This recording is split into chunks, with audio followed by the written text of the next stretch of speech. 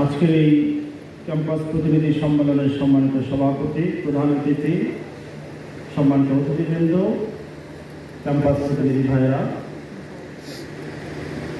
বাংলাদেশের গুরুত্বপূর্ণ একটি সময়ে আজকে এই প্রতিনিধি সম্মেলন অনুষ্ঠিত হয়। যে আন্দোলন সংগ্রাম সংগঠিত হয়েছে এর মধ্য দিয়ে যা স্বাধীনতার সূর্যকে ছাত্র সমাজ, ছাত্র জনতা সম্মিলিত প্রচেষ্টার মধ্য দিয়ে আবার ফিরিয়ে এনেছে। কথা হচ্ছে, যেই সংগ্রাম অনুষ্ঠিত হয়েছে, যার মধ্য দিয়ে রক্তক্ষয়ী এক সংগ্রামের মধ্য দিয়ে আমরা স্বাধীনতা পেয়েছি, আজকে সেই স্বাধীনতাকে নিশ্চয়তা, নিরাপত্তা দেওয়ার জন্য ইসলামী ছাত্র মজলিসের আজকের এই ক্যাম্পাস প্রতিনিধি সম্মেলন থেকে এই প্রতিজ্ঞা উজ্জীবিত হয়ে আমাদের ক্যাম্পাসে যাওয়া দরকার যে ক্যাম্পাসগুলো থেকে বিগত দিনে যেই সব কারণে যত অন্যায়, দুর্নীতি, দুঃশাসনের মূল আখড়া ছিল, সেগুলোকে মূলোৎপাটন করে জ্ঞান এবং চরিত্রে বলীয়ান হয়ে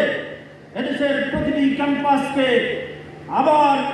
শিক্ষার পরিবেশে ফিরিয়ে আনতে হবে। সংগ্রামী সাথী বন্ধুগণ,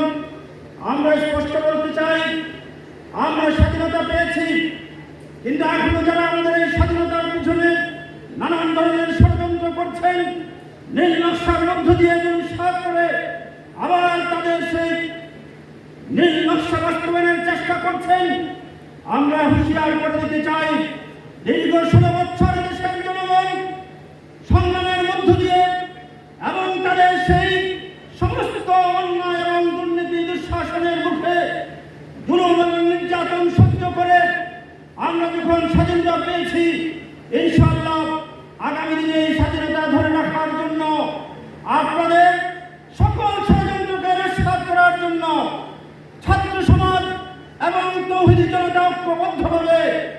অতন্দ্র প্রহরী ভূমিকা পালন করবে,